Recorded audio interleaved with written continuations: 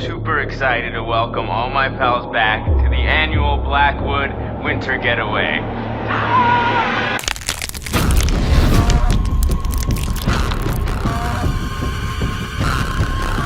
Alright, adventure begins. Given the choice, I prefer not to spend my evenings plummeting to my death.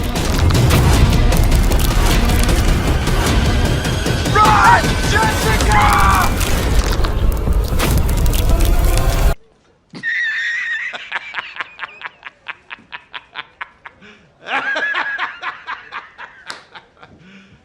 You serious?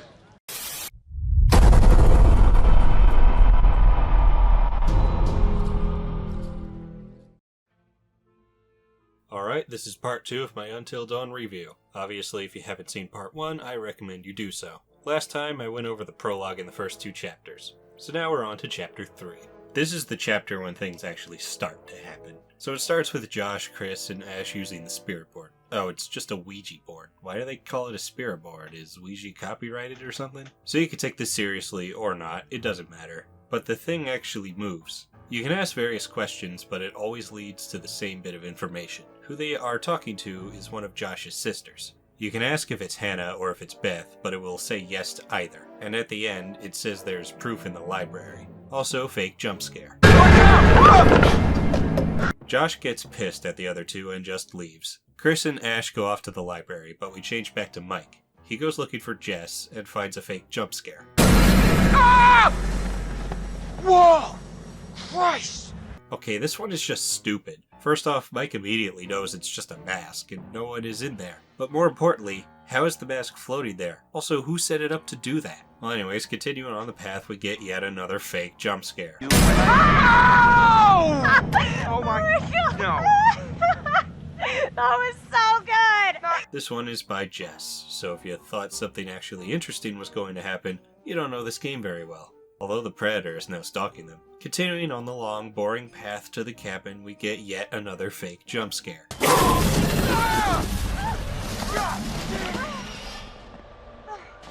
That's like 5 and 10 minutes. Show some damn restraint already. Skipping ahead, they find a shack and inside is an old gas mask that you can either show to Jess or use to scare her. If you scare her, she falls into some freezing water. Doesn't really matter though. Next is another fake jump scare. After that, the deer that just jump scared you appears to have been mauled by something. You can comfort the deer or kill it. Damn, Mike! Why is pulling its head off the way you choose to kill it? And it's jump scare time. Run!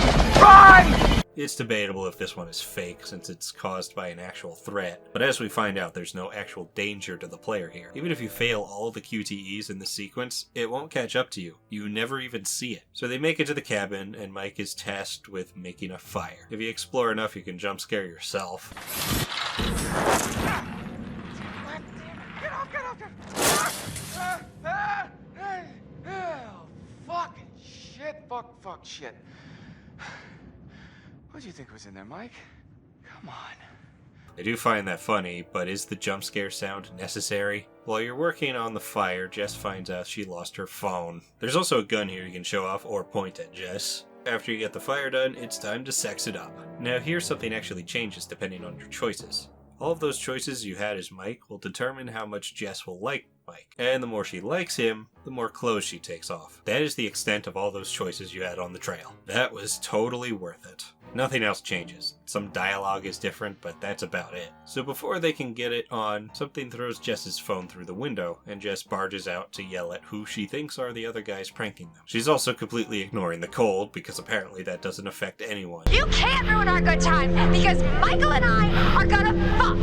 That's right, we are going to have sex, and it's gonna be hot. There are certain rules that one must abide by in order to successfully survive a horror movie. For instance, number 1, you can never have sex.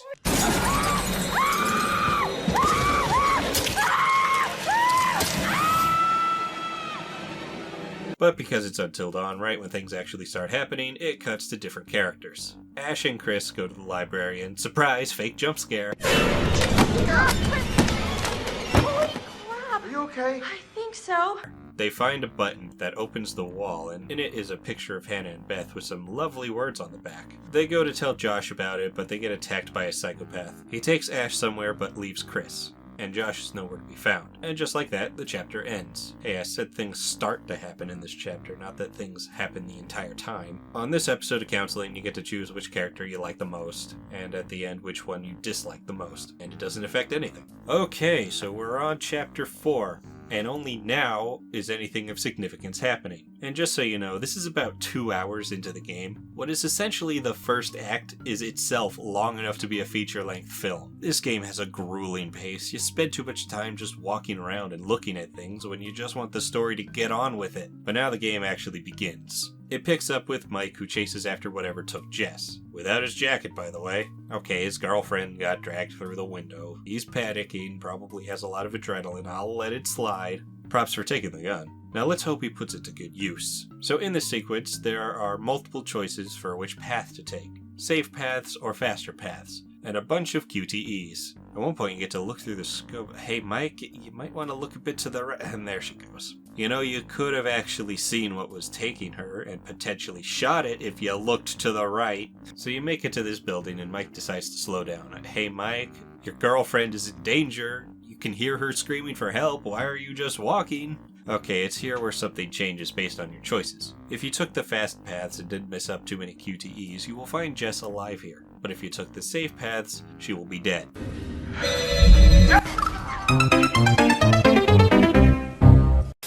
Alright, we have a meaningful choice. A character can die here. While that is true, it's still pretty meaningless, and you'll see why much later. For one, even if she's still alive, she falls down this elevator shaft, so it's not like you saved her. Mike then notices someone looking down, and you have the option to shoot it. Although it doesn't matter, you don't even see it get shot, and nothing happens if you don't shoot it. After that, we get a climbing sequence. There are quite a few of these throughout the game, and they are all annoying for the same reason. They're just QuickTime events that have no consequences for failing them. There is no threat at any time you have to climb. Nothing is chasing you, no urgency at all. Even if you mess up a QTE at the highest point, nothing happens. You just fall down and have to do it again from the start. You could choose between a safer path or a faster path, but you're just wasting time if you pick safer. Why are these here? What do they add to the game? Nothing. Nothing would be lost if they were taken out.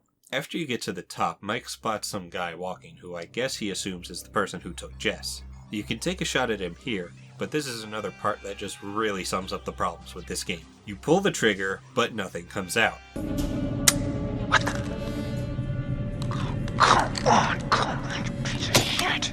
Now you might be thinking, well, it's because you shot the head earlier, so you're out of ammo. Well, that does make sense, and would be a good way to teach you guns require ammo. And if you waste bullets on things you don't need to shoot, you won't have them when it matters most. It would be a good way to set up future parts where you are actually in danger. Well, here's the problem with all of that. Even if you don't shoot at the head, the gun is still empty here. What the hell is the point of this? Why give me the option if it doesn't matter at all? Instead of teaching you to conserve ammo for when you need it, it's teaching you it doesn't matter. The story will play out how we want it to, no matter what you choose. So Mike throws the gun away because, as you know, if the gun is empty, it is completely useless. No way you could ever get more ammo for it, or even use it in other ways for, like, intimidation, or as a melee weapon. So you get a QTE to get through here. If you fail, you just get to another path that takes you to the same place anyway. Also, I think the guy he's following is deaf. He didn't seem to be concerned about the gunshot earlier and never notices Mike even when he loudly says, I just gotta make it! Mike then runs out into the cold with his arms exposed, but his muscles are resistant to extreme temperatures. He notices the guy heading to the building off in the distance. Geez, that guy can walk fast. How did he get there so quickly? Next, we're back with Chris, who just got up, and you wander around until you leave the lodge. Don't want to pick up the pace there, Chris? It's not like Ash could be in danger or anything.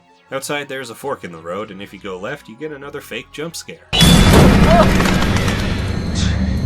The mask on this changes depending on what you picked in a previous counseling session. But continuing on the right path brings you to this building where Ash is. You know, it's a good thing Chris went this way. So Ash and Josh are tied up here, and it's basically Saw. You get to choose who to save. Now if you got to this point and thought, oh boy, an actual choice with real consequences that will actually change how the story plays out, then you, my friend, do not know this game very well. Doesn't matter which direction you move the lever, the saw will go to Josh. Zane, that doesn't happen. Chris, please tell me this. I see. You've chosen to save Ashley. Zane, that doesn't happen. I see. You have chosen to save Ashley. I wonder why that is. So Josh gets cut in half and Chris takes Ash and gets out of there without investigating Josh's body. And just outside, they conveniently run into Matt and Em, who were just kinda gone for the past 2 chapters. So they explain what happened, and like idiots, they decide to split up. For the love of... Really? Why would you split up? Don't you think you'd have better chances together? So they just decide that Chris and Ash are going back to the lodge to find Sam, while Matt and Em go to find help? I don't think you'd have much success finding help on this private mountain. They're actually going to the cable cars, and I assume find help after already leaving their friends on the mountain. Wouldn't it be better to get everyone together and all get off the mountain at the same time? I know it's dangerous, but if they were together, they could protect each other. Do you think the maniac is strong enough to take all 4 of you? Anyways, so they split up, and Matt and Em don't go in the shed to check if what Chris said is true. That would have been mighty inconvenient for the plot if they did. Now for more counseling, and geez, this is subtle. It's been obvious the past 2 counseling sessions, but come on, at least try to be subtle. It's painfully obvious that these sessions aren't real. So this time we get more questions that don't affect anything. They don't even change the dialogue in the scene. Also, hi, fake jump scare. Do you intend to continue with this elaborate self-indulgence? No, I'm serious. None of the dialogue here changes. I see. And you think that these poor people are getting what they deserve? I see. And you think that these poor people are getting what they deserve? I'm trying to help you. I'm trying to help you. Do you even believe that I am real?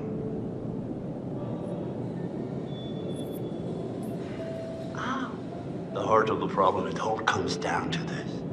Can you really tell the difference anymore?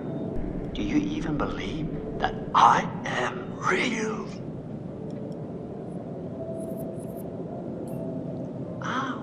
The heart of the problem, it all comes down to this. Can you really tell the difference anymore? I doubt it. Chapter 5 begins with Mike, who hasn't frozen to death yet. Seriously, why bother setting this game on a snow-covered mountain if the weather doesn't affect the characters in any way? I let it slide before because Mike was chasing whatever took Jess. He was high on adrenaline and was only concerned about saving Jess.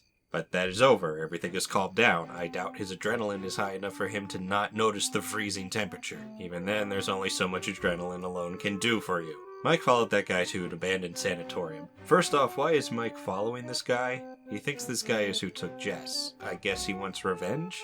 At this point, don't you think it would be a better idea to go back to the lodge and find the others? Tell them what happened? Maybe get them and yourself to safety and call the police? But no, following a killer into an abandoned sanatorium is clearly the best option. Why even is there a sanatorium on this mountain? And also, why is it right on top of a mine? Why did Josh's parents buy a mountain and put a lodge right next to an abandoned sanatorium? And why is it connected with the sanatorium? Whatever, we got another long session with Mike exploring this place. Not much happened, so let's skim past most of it. Inside, Mike looks through a locked door he needs a keycard to open and sees the guy with a couple wolves. After wandering around, he finds a machete that can magically attach to his pants. Okay, he's got a weapon. I'm sure it'll be put to good use. A little farther is this hand waving back and forth. If you interact with it, your hand gets stuck in a bear trap.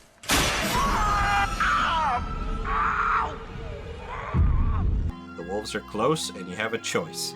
Use the machete to open the trap, but breaking the machete in the process, or cutting off your fingers. Oh wow, an interesting choice here that could have drastic consequences, and you're not buying it for a second, are you? Yeah, this is another pointless choice that doesn't affect anything in a meaningful way. It will be made clear later on why. But one thing is that despite the cutscene indicating that a wolf was approaching, making it seem like you have to hurry up, the wolf never comes. What is the point? After that, you find a locked door that requires a key card. Luckily, it's close by on a corpse in a morgue.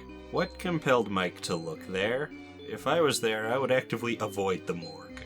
So now he can open the door, and after starting to go up some stairs, surprise fake jump scare. Now you might be wondering how that's fake if there's a chase right after that. Well, because nothing even happens. You don't even get a QTE during it. What is the point? Did they just want to throw another jump scare at you even though the story demands that Mike doesn't die here? Was it really necessary? So after that, you make your way back to the other door, and after entering it, yet another fake jump scare. Now you get another pointless choice, either hit the wolf or not. It won't attack you either way. You can give it a bone and it will forgive you if you punched it, and even let you pet it. In this room, Mike finally gets a jacket, and also a gun. You might want to check if it's loaded, Mike, and he uses it to open a couple locks. Mike, what are you doing? How did you not notice the fire there? Fire is very bright and also hot. It's kind of hard not to notice. I get the feeling they didn't know how to transition to the next character, so they just had Mike blow himself up. So next up are Matt and Em. They arrive at the building with the cable cars, and Matt finds an axe. Okay, Matt has a weapon. I hope he puts it to good use. So you have the option to either break down the door with the axe or help Em through the window. Another pointless choice, and one that relates to something really stupid that comes up later. Depending on your relationship status with Em, you could be forced to break down the door even if you don't want to. Not that it matters how you enter the building, but it's one of the very few instances where your relationship status actually affects something. You do have a relationship menu where it shows the relationship status that characters have with each other, but it's pretty pointless since outside of maybe 3 instances, it doesn't matter in the slightest. I'm pretty sure the outcome of this choice is determined by a specific choice made earlier, since that's how the other instances are affected. I just don't know what that choice is. But if I had to guess, it's probably here, depending on if you take Jess's side or Em's. But so Em and Doormat enter this place and it's trashed. Very friendly. Unfollow. Did she really just say that? You can find this map and Matt notices a fire tower on it that Em brushes off. You can check if you can get the cable car back, but the key is missing. Only then does Em entertain the idea of the fire tower since it might have a radio. Now this choice right here is infuriating. You can agree or not. Doesn't change anything here. But it does have an effect later that is beyond stupid. They go to climb around here, wouldn't it be smarter to walk around the building? You get a QTE, but it doesn't matter if you fail it. They follow the path until they make it to the cliff that Hannah and Beth fell off at the beginning. You can even find Hannah's phone. For some reason they move towards the cliff. Why? You have no reason to. Clearly the fire tower isn't that way. Even Em objects to it even though she went that way first. Oh, I see. They went that way so some deer can corner them. Could have done this without them walking to the cliff, just have the deer come from all directions, forcing them to the cliff. But as usual with this game, right when something happens, we transition to a different character. What a cliffhanger, am I right? Oh hey Sam, haven't seen you since chapter 2. So she's just been in the bath this entire time? The maniac is right there. She only notices anything when he leaves and decides to investigate. While the maniac was in there, he took her clothes. So she goes off with her magical towel that never falls off to find her clothes. By the way, there's a jump scare.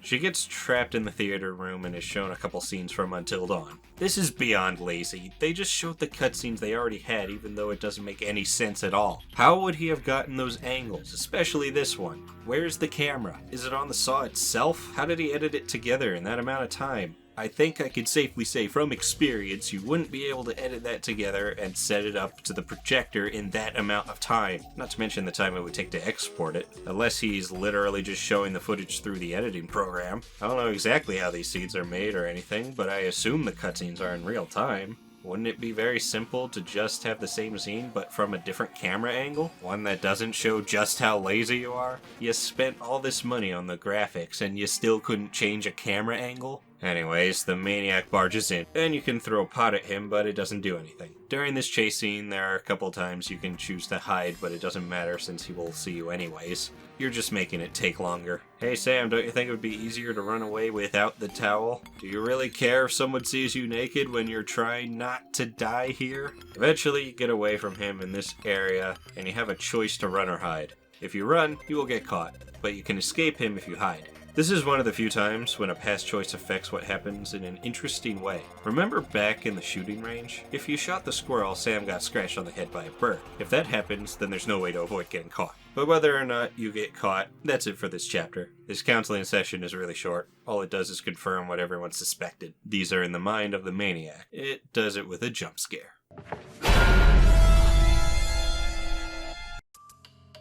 Chapter 6 brings us back with Matt and Em between a cliff and a herd of deer. You need to walk through the herd, but eventually you get the option to kill one of them with the axe. And if you do, the deer will knock you off a cliff. You have a chance to get back up, but if you fail the QTEs, Matt will fall and die.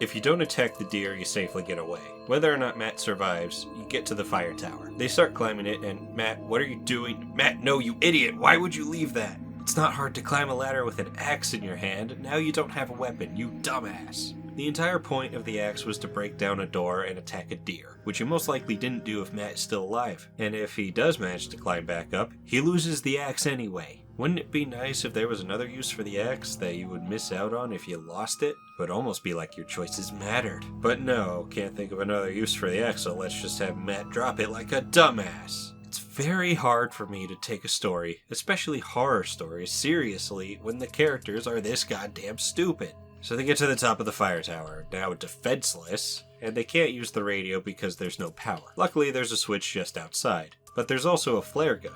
You could choose to keep the flare gun or give it to Matt. This choice is stupid.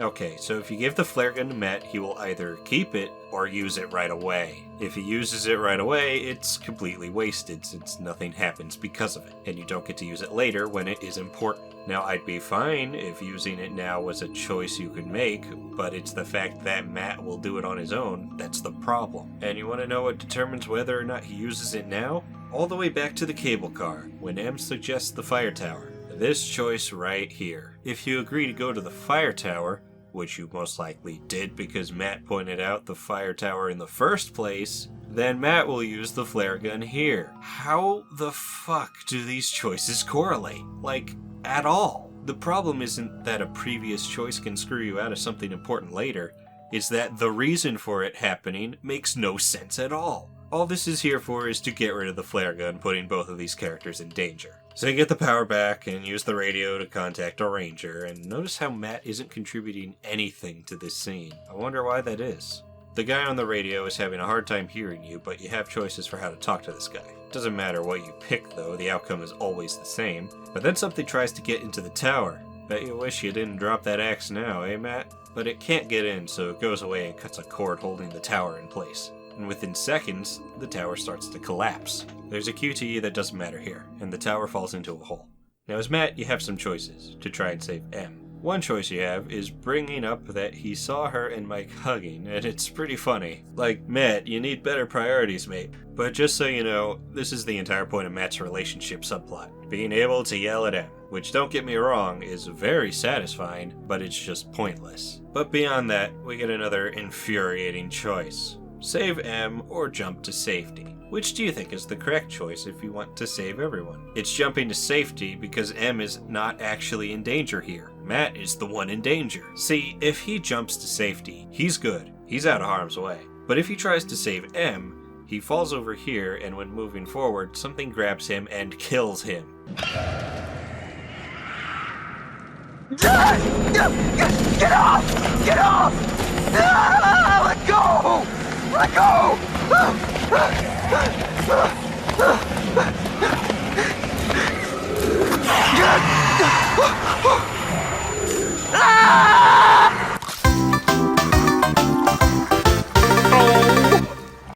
The only way to save Matt when he's here is if you have the flare gun that he most likely wasted. But whether or not Matt lives, the tower falls deeper into the hole with Em still on it. Now we're back with Chris and Ash, who are looking for Sam in the lodge. And some spooky stuff is happening, like candles lighting themselves and doors opening and closing, almost like something is leading them somewhere. Along the way, Ash sees what appears to be a ghostly figure, but Chris doesn't notice. Cue another choice that means nothing. Exploring the basement, Ash notices a dollhouse, but the top is locked. Continuing forward, the ghost shows up, and like last time, only Ash sees it. My god, Chris, your reaction time is horrible. Going towards it, a painting flies off the wall, revealing the key to the dollhouse. And the ghost is pointing to it, and Chris actually sees it this time. Opening it reveals a bunch of dolls that apparently represent everyone in the same positions they were after Hannah and Beth went missing. Also, fake jump scare. The top then opens, and inside it is Hannah's diary. Nothing important inside, just reiterates that she was into Mike. Moving forward, and because this game has no self-control, after opening this door, we get another fake jump scare.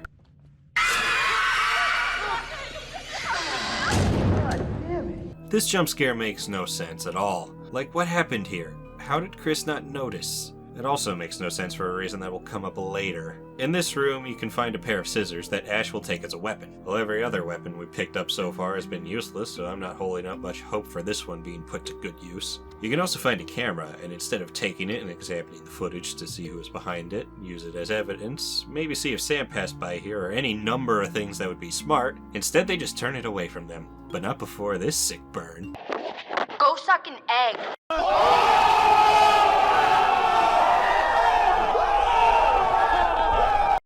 Blah blah blah, we get some dialogue about Hannah and Beth where they act guilty, even though Ash didn't really do much in the prank and Chris wasn't part of it at all. But whatever, more choices that don't matter. Eventually you get to this room. The only point of interest are the pictures of the characters. And I think the one with X's on their eyes is the one you said you disliked the most. I only noticed this on my last playthrough, and I don't feel like playing it again to confirm it. But if it is true, was that really the sole purpose of that choice? Next you can go through this door with a projector that plays another scene from Until Dawn because the developers were too lazy to use another camera angle. Yes, so clearly whoever set this up is trying to guilt them.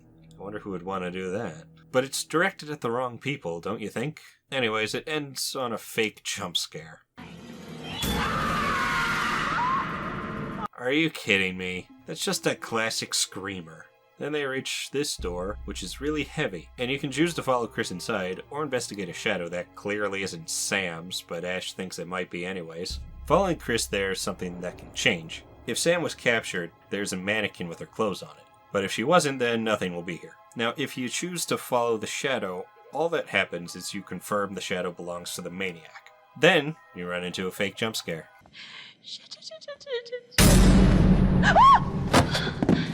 Why would Chris be holding it up like this? Seriously. Next, if Sam was captured, they find her unconscious on this chair. If she wasn't caught, this is where the mannequin is. But as they're checking it out, the maniac subdues Chris, and if Ash has the scissors, she can stab him. But all it does is piss him off, and he just knocks her out anyway. I'm glad the scissors were there, they added so much to this game. The two of them wake up tied to chairs. It's another saw trap. And this time, Chris has a gun, and he can save Ashley by shooting himself, or save himself by shooting Ashley. You can also just do nothing, but whatever the choice, you don't see the result until the next chapter. This counseling session is just Dr. Hill calling this guy a psychopath. You're a sick fuck! Fair enough, I suppose. The way Chapter 7 starts depends on if Sam got captured. If she hasn't been captured, she gets to this room that is full of clues that outright tell you who the maniac is. Like, come on, it's not even subtle. Moving on, you can see the maniac through a door. Then you meet with Mike in the room with the mannequin wearing her clothes. Why she doesn't just take her clothes back, I don't know. If Sam was captured earlier, this chapter would start here with Sam waking up and Mike helping her untie herself with a machete. If he doesn't have it, he uses a lighter, so it really doesn't matter if you have the machete. They talk a bit. Sam seems to have not figured out who the maniac is, judging by her dialogue. Mike tells her there's a locked door, and you go to unlock it. After that, Sam puts on a different set of clothes she happened to have in a bag that conveniently was in the room. Again, why not just take her clothes off the mannequin? Next, they go through a door and find Chris and Ash still strapped to the chairs. Both of them are still alive. Chris shoots at the maniac, but the gun was full of blanks, which is how Chris or Ash survived being shot. You know, even if a gun is full of blanks, it can still kill you if you shot at that range. But then the maniac reveals himself to be Josh. What a twist! And in typical Until Dawn fashion, we cut to a different scene. Back to M, who is still hanging from the tower. The urgency of the scene is ruined if you just don't do the QTE. She gets down and starts wandering around the mine for a while with a lot of nothing happening. The only thing of interest are a lot of clues showing that Hannah and Beth were down here, and that Beth died from the fall, but Hannah survived. It is confirmed that Beth died when you find her head. After way too much time spent down here, you run into this guy with a flamethrower. How did he not see her? This doesn't matter, even if you are successful, she still just runs. You can't even hide from him. You'll always get caught. I wonder if this guy isn't actually hostile. Anyways, we cut back to Josh and the others, and this is where the plot absolutely breaks. So yes, Josh is the maniac. It shows how he was able to pull off all that stuff he did, like the fake body during the first saw trap, the ghost being a puppet. He had buttons for the lighting and candles and everything. Now, we're given some clues that show that Josh's dad is a big movie director, which we can use to justify Josh's ability to pull off all this stuff. I don't have a problem with that. And I like how they don't just up and tell you it. You have to pay attention to the environment and look for clues to find this out, although they aren't as subtle with the clues pointing to Josh being behind it. But the problem comes from stuff like the ghost puppet. We can see right here that the ghost that keeps showing up is a puppet. So how does it just walk into a wall and disappear? There's nowhere for it to go. And please explain how this jump scare could possibly work knowing that it's just a puppet. Not to mention, if you pay attention when they are messing with the Ouija board, you can see the puppet in the background, which is a much more effective scare than all of the dumbass jump scares because it's subtle and requires you to be paying attention, but it makes no sense in the story because we know it's a puppet. What if Chris or Ash noticed it? That would ruin Josh's plan, wouldn't it? You know, a lot of things could ruin Josh's plan. It relies on everyone being exactly where they need to be, as well as being able to overpower the others. Imagine if Chris wasn't knocked out in one hit and actually fought back. What if Matt and Em didn't split up with Chris and Ash? Or if Chris and Ash went for the cable car while Matt and Em looked for Sam? What if Matt and Em actually investigated the shed and saw that Josh wasn't actually dead? That would have ruined the entire plan now, wouldn't it? Not that it matters, because Josh's plan makes no sense anyway. Okay, so he wants revenge for what happened to his sisters. That's the reason he did all this. So why is he targeting the three least responsible for what happened? Chris was passed out drunk next to Josh. Nothing in the game suggests that he knew about the prank. Sam was actively against the prank and was trying to warn Hannah.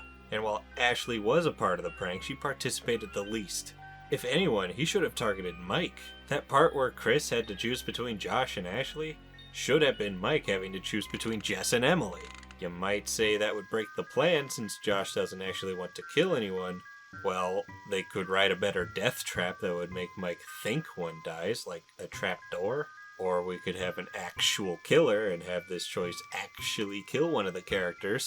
Now, if you want to say that would make it impossible to keep everyone alive, well, you could make it possible to avoid this scenario. Or perhaps hide another option where Mike, being the resourceful man he is, finds a way to break in and save both of them. Just some ideas. But also, what even was his plan with anyone other than Chris, Ash, and Sam? He sends Mike and Jess off to fuck in a cabin with nothing waiting for them there, and doesn't seem to be surprised that Mike is even here. Was that jump scare here the only thing he had for Mike? He locked a gate behind Matt and Em, but does nothing else with them. Before you say, it's because he's clearly crazy, that's not how this works, okay? A character being crazy isn't justification for nonsensical shit like this. It's bad writing. Josh acts like he did set something up for Mike when he didn't. Also, if Sam got to the room with all the clues, she acts like she knew the whole time. If that's the case, why didn't you tell Mike earlier? Because it sounded like you didn't know back then. So obviously everyone is pissed at Josh, but he has a brilliant idea. What? Come on, you guys are all gonna thank me when you guys become internet sensations. Wait, what? Oh, you better believe this little puppy's going viral, ladies and germs. I mean, we got unrequited love. We got blood. I don't think there's enough hard drives in China to count all the views we're gonna get, you guys. What? That doesn't even make any sense. So Mike says that Jess is dead and Josh acts confused. I wonder why. But before anything else happens, Mike just knocks Josh out.